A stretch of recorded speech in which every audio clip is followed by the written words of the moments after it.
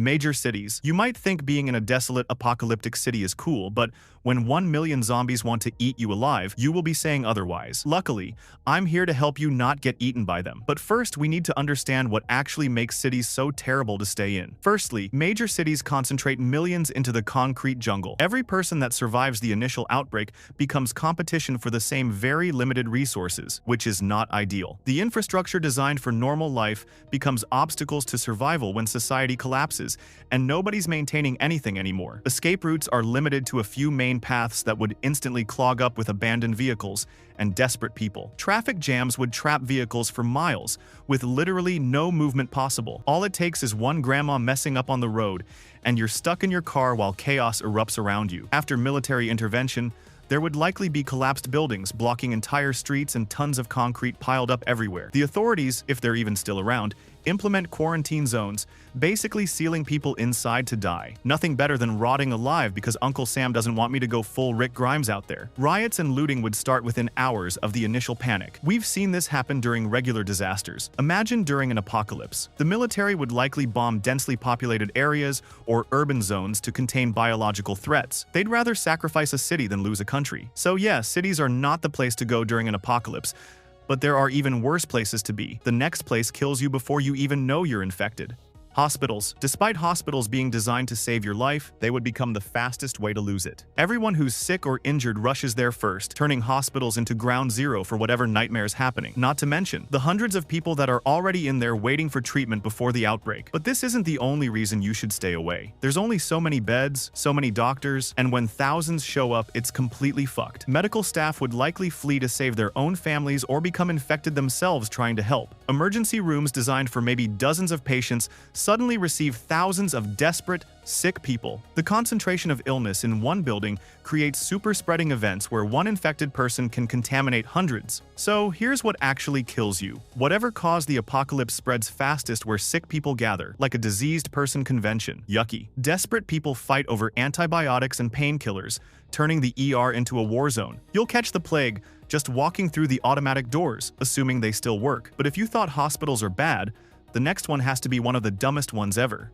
Stadiums. 50,000 people trapped in one giant bowl. Like, what could go wrong? Stadiums, by my very mathematical calculations, have a 99% chance of becoming slaughterhouses. Trust me, you do not want to be there, for a few reasons. Firstly, governments always designate stadiums as emergency shelters because of their size. In lots of cases, this seems smart, but with a zombie apocalypse, that massive capacity attracts overwhelming desperate crowds, all fighting to get in and away from the zombies. The limited entry and exit points, maybe 4 or 5 gates, create fatal bottlenecks where people get crushed. The open design that's great for watching football offers zero privacy or security from other desperate survivors. Resources meant for maybe a few thousand people now have to serve tens of thousands of panicking families. If you did go there and one dumb, slow grandma got infected, she could turn thousands in minutes because everyone's packed together. Food and water run out in less than 24 hours with that many people. Bathroom facilities overflow within hours, spreading disease everywhere. Fights break out over sleeping spots and the last bottle of water, with no security to stop them. This is what me and my fellow zombie preparists call the buffet scenario. Predators, whether zombies or hostile survivors,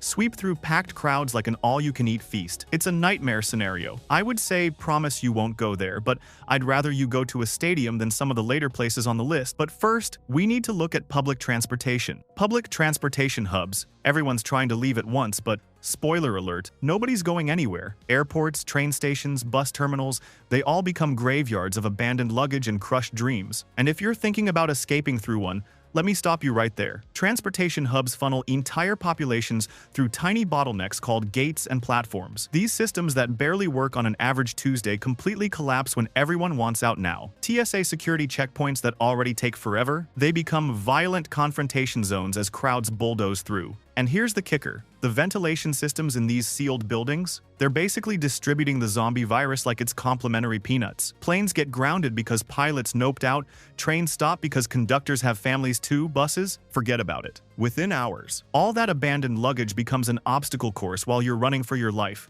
The cops and security guards, they peace out when shit hits the fan. Can you blame them? And that recycled air everyone's breathing? It's basically a COVID nightmare on steroids. So you're gridlocked in a giant petri dish with thousands of panicking idiots. At least airports have some succulent vending machines you can raid. The next place leaves you as a sitting duck in a metal coffin. Evacuation routes and freeways. The road to safety is actually a 10-mile parking lot of death. Every major highway becomes a buffet line where you're the main course. Here's what actually happens. Those evacuation routes the government tells you to use funnel millions of people between concrete barriers with no way out. Those barriers that stop drunk drivers now stop you from escaping when zombies start munching on car doors. One fender bender from Karen panicking, and bam, miles of immovable traffic. And those exits every 5-10 miles are useless when you're boxed in by abandoned minivans. But it gets way worse, trust me. Cars run out of gas just idling, your tank empties fast in standstill traffic. Now multiply that by forever. Your emergency water bottles are gone in hours when you're stuck in summer heat.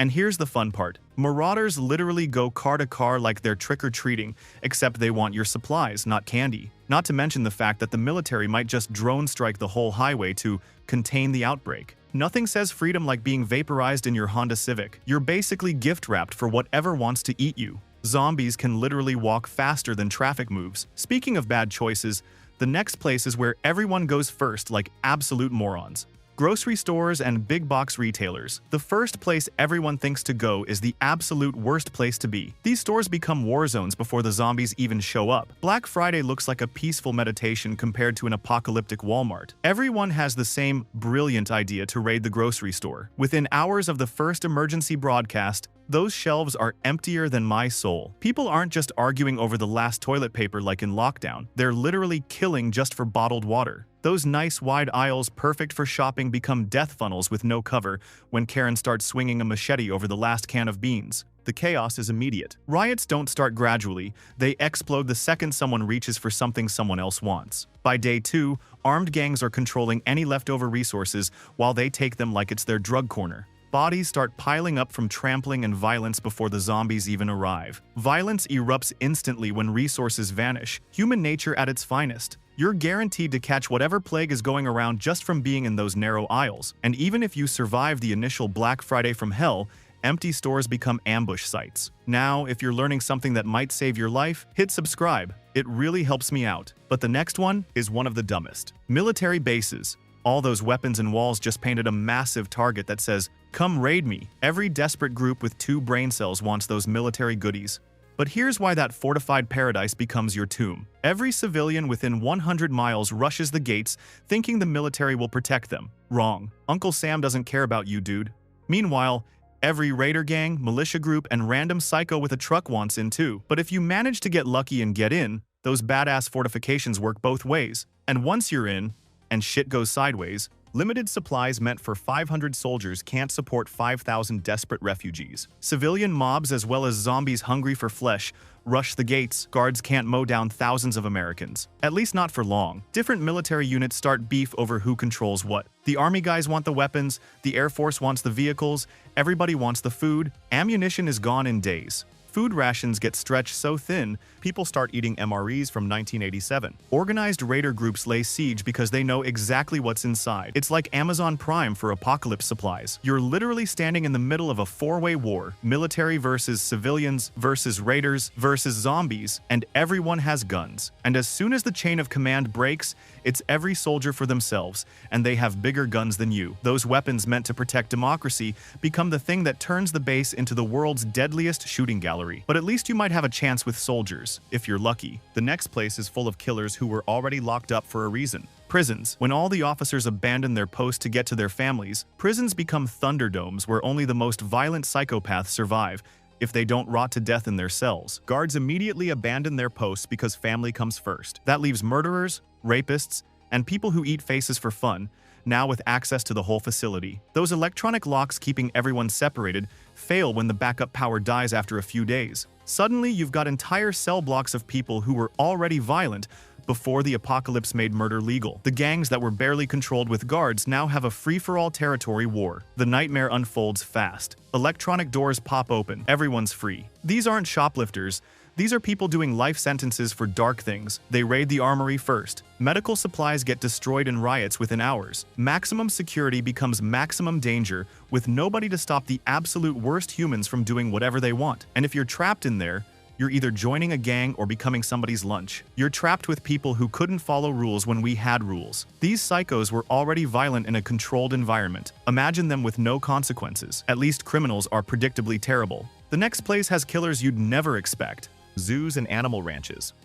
When those cages break, you're no longer the apex predator. That cute zoo you took your kids to last summer is about to become Jurassic Park, minus the cool-ass dinosaurs. Zoo enclosures need constant maintenance and power. Day one without keepers means those secure enclosures start failing. We're talking about actual lions, tigers, and bears roaming around looking for snacks. After a few days without their usual food delivery, you start looking pretty tasty. Plus, animals carry diseases that jump to humans. That's how most plagues start. The chaos is unreal. Big cats escape first because they're surprisingly smart and strong. That cute reptile house is now releasing every venomous snake and monitor lizard into the vicinity. Those harmless herbivores like buffalo and rhinos will stomp you into paste when they panic. You're dealing with two types of killers: panicking humans crushing each other to escape, and confused predators that haven't eaten in days. Your death options include mauled by lions, poisoned by snakes, trampled by elephants, or caught in a human stampede. But the next one is surprisingly much more dangerous. Populated suburbs. Your friendly neighborhood where everyone waves hello becomes Game of Thrones, but with lawnmowers and minivans. The suburban dream becomes a nightmare fast. Thousands of families in identical houses with identical resources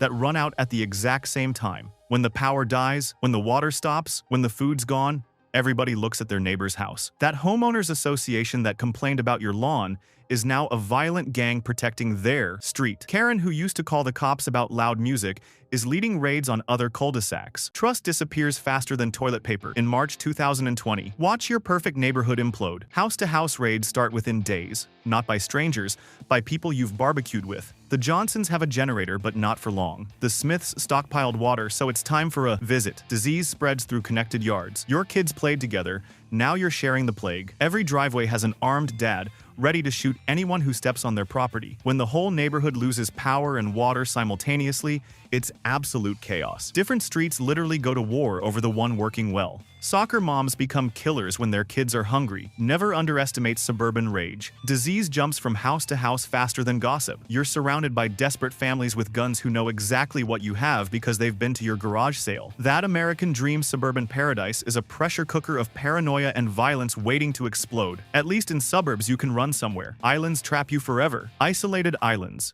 Zombies can't swim sounds great until you realize neither can you when there's no boat and you're starving to death. Islands seem perfect, so everyone with a boat has the same genius idea. Your peaceful island with resources for 100 people now has 10,000 refugees who all thought they were smart. Fresh water that could last a small group years is gone in weeks. That sustainable fishing you planned on disappears faster than you can say sushi, and when the last boat breaks or runs out of fuel, you're permanently screwed. The death sentence writes itself. Rainwater collection can't support thousands of people. Dehydration kicks in fast. You can't grow food fast enough to feed everyone, and the soil gets depleted immediately. Hurricane season means you're dead. No medical supplies means a broken leg equals death. The second someone realizes there's no escape, panic sets in, and people start killing each other over coconuts. And if even one infected person makes it to your island, everyone's dead with nowhere to run. You're trapped on a giant rock surrounded by water you can't drink. Starvation isn't quick, it's slow and horrible. When resources run out, people resort to things I can't even mention on YouTube. That beautiful beach becomes a mass grave. The isolation that protected you becomes the thing that kills you. Islands at least have boundaries. The last place leaves you exposed to everything with nowhere to hide.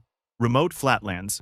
Miles of nothing in every direction. No cover. No resources, no hope. You're basically a beacon screaming, "Come eat me," to anything with eyes. But hey, at least you'll have a great view of your death approaching from 10 miles away. The exposure is total. You're standing in an infinite field with zero cover from zombies, raiders, or that psycho with binoculars who's been tracking you for days. The sun cooks you during the day, no shade for miles. Night brings freezing temperatures because there's no shelter. Rain soaks you with nowhere to dry off. Wind literally drives you insane with no break from it. Every predator, human or otherwise, can see you from miles away like you're wearing a neon sign. Death comes from everywhere. Dehydration hits in 3 days when you can't find water. That creek you saw on the map is either dry or contaminated. Wildlife that seemed harmless becomes deadly. Coyotes and wild dogs hunt in packs when they're desperate. Other survivors spot you immediately, with nowhere for you to hide. No medical help exists for hundreds of miles. A twisted ankle means death. You're completely exposed to weather, zombies, raiders, animals, even just the psychological torture of endless emptiness. You're a sitting duck in a massive shooting gallery. The emptiness that looked safe becomes a death trap where you die alone, probably hallucinating from dehydration, definitely being watched by something hungry. That vast open freedom is actually a giant plate, and you're the main course, served well done from sun exposure. There's nowhere worse than dying alone in an empty field while vultures circle overhead waiting for you to stop moving. If you enjoyed this video and want to see every way to fortify your home in a zombie apocalypse, click the video on the screen.